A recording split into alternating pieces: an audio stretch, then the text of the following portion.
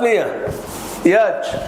H16 news ಅಥವಾ ದೇಶದ ನಮಗೆ ಸ್ವಾಗತ. ನಾನು ನಿಮ್ಮ MI ಅಥವಾ ಮಲ್ಲಪ್ಪ ಜೋದವರು. ನೀಟದ ರಿಸಲ್ಟ್ ಬಂದಾಗಿದೆ. ನೀಟ್ ಪರೀಕ್ಷೆ ಕೊಡುವಂಥವರೆಲ್ಲ ಹೆಚ್ಚು ಕಡಿಮೆ ಅನುಕೂಲಸ್ಥ ಮಧ್ಯಮ ವರ್ಗದ ಜನರು ಅನ್ನೋದು ನಂಬಿಕೆದ ವಾಸ್ತವನೂ ಅದ.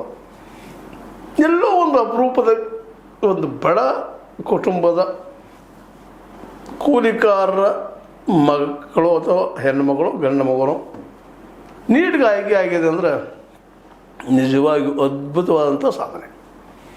ಇದನ್ನು ಯಾರು ಹೊಲಗಳಿಗೆ ಸಾಧ್ಯ. ಇವತ್ತಂತೆ ನೀವು ನೀಟ್ ಮಾಡಬೇಕಾಗಿದ್ದರೆ ಕೋಚಿಂಗ್ ಬೇಕು. ಇವ್ರು ಕೋಚಿಂಗ್ ತೊಗೊಂಡಿದ್ದಾರೆ. ಈ ಹುಡುಗಿರು ರಾಣಿ ಬಾಯಿ ಅಂತೇಳಿ ವಿಶೇಷವಾಗಿ ಮೈಸೂರು, ಅದು ಮುಖ್ಯವಾಗಿ ಏನಪ್ಪ ಅಂತಂದರೆ ಸರ್ಕಾರ ಶಾಲೆ ಕಲ್ತಂಥ ಹೆಣ್ಮಗಳು ಈ HD ಕೋಟೆ ತಾಲೂಕು.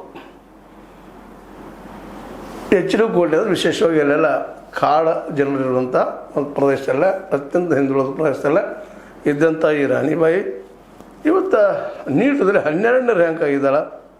ಈ ಹೆಣ್ಮಗಳು ಅಥವಾ ಈ ಮಗು ಅಂತೂ ಅಡ್ಡಿ ಇಲ್ಲ, ಸೆಲೆಕ್ಷನ್ ಆಗಿದ್ದಾಳೆ. ನಿಜವಾಗಿ ಇದನ್ನು ನಾವೆಲ್ಲರೂ ಗೌರವಿಸಬೇಕಂತ ವಿಷಯ. ಅಸಾಧ್ಯದ ಕೆಲಸ.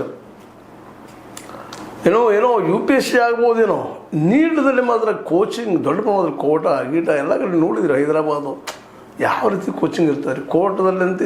ಈಗ ಸ್ವತಃ ರಾಹುಲ್ ಗಾಂಧಿಯವರು ಕೋಟಾದಲ್ಲಿ ಆಗಿರ್ಬೋದು, ಇವತ್ತು ಡೆಹ್ರಾಡೂನ್ದಲ್ಲಿ ಆಗಿರ್ಬೋದು, ನಿನ್ನೆ ಅಲ್ಲೆಲ್ಲ ಎಷ್ಟೆಷ್ಟು ಖರ್ಚು ಬರ್ತದೆ, ಏನು ಬರ್ತದೆ ಅನ್ನೋದನ್ನು ಪ್ರತಿ ವರ್ಷಕ್ಕೂ 2 ರಿಂದ 3 ಲಕ್ಷ.